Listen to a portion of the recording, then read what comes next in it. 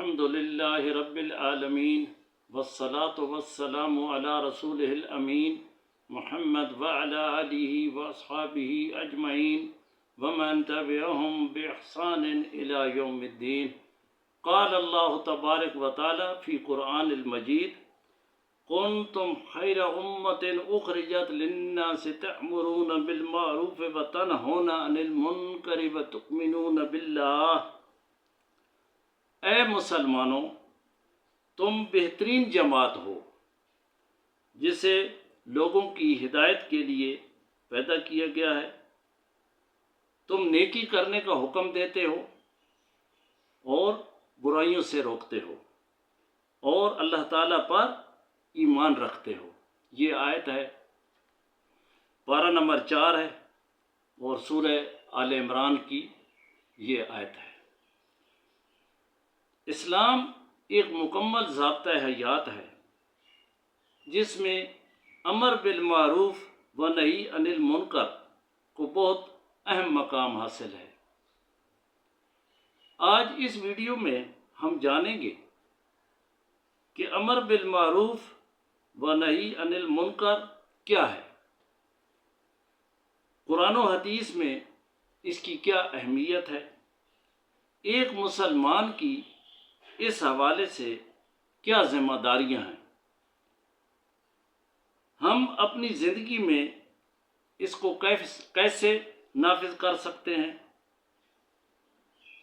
معزز سامعین کرام، یہ ویڈیو ہر مسلمان کے لیے ایک یاد دہانی ہے کہ ہم صرف اپنی اصلاح ہی نہیں بلکہ معاشرے کی اصلاح کے بھی ذمہ دار ہیں.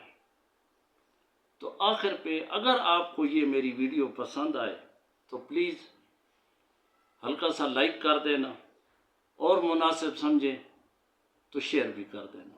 جزاکم اللہ خیرا کثیرا. کیا آپ نے کبھی سوچا اگر معاشرے میں برائی بڑھ جائے اور کوئی روکنے والا نہ ہو تو کیا ہوگا، اور اگر اچھائی کو فروغ دینے والا کوئی نہ ہو تو کیا باقی رہے گا؟ اسلام ہمیں صرف اپنی عبادات تک محدود نہیں رکھتا بلکہ ہمیں ایک ذمہ دار امت بناتا ہے. قرآن مجید میں اللہ تعالیٰ فرماتے ہیں، جو کہ پہلے میں شروع میں آیت پڑھ چکا ہوں، کہ تم بہترین امت ہو جو لوگوں کے لیے نکالی گئی. تم نیکی کا حکم دیتے ہو اور برائی سے روکتے ہو. یہی ہے امر بالمعروف و نہی عن المنکر. امر بالمعروف یعنی لوگوں کو نیکی کی طرف بلانا، نہی عن المنکر یعنی لوگوں کو برائی سے روکنا. نبی کریم صلی اللہ علیہ وسلم نے فرمایا، تم میں سے جو کوئی برائی دیکھے اسے اپنے ہاتھ سے روکے،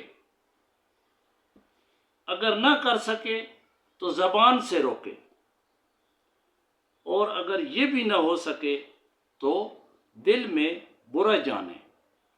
اور یہ ایمان کا کمزور ترین درجہ ہے. یہ حدیث ہمیں بتاتی ہے کہ ہر مسلمان اپنی استطاعت کے مطابق ذمہ دار ہے، یعنی ہر مسلمان کی یہ ذمہ داری ہے.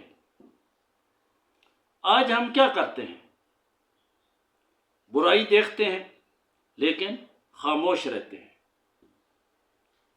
نیکی دیکھتے ہیں لیکن اس کو پھیلانے کی کوشش نہیں کرتے. یاد رکھیں، خاموشی بعض اوقات برائی کو مضبوط کر دیتی ہے. ہم اپنی زندگی میں اس کو کیسے لا سکتے ہیں؟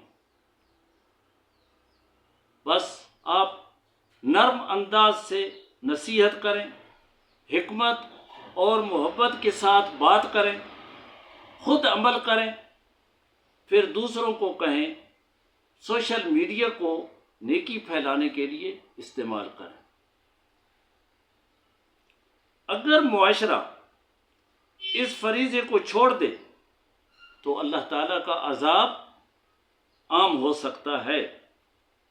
معزز سامعین کرام، آئیے آج ہم عہد کریں کہ ہم نہ صرف خود نیک بنیں گے بلکہ دوسروں کو بھی نیکی کی طرف بلائیں گے۔ یہی کامیابی کا راستہ ہے، دنیا میں بھی اور آخرت میں بھی۔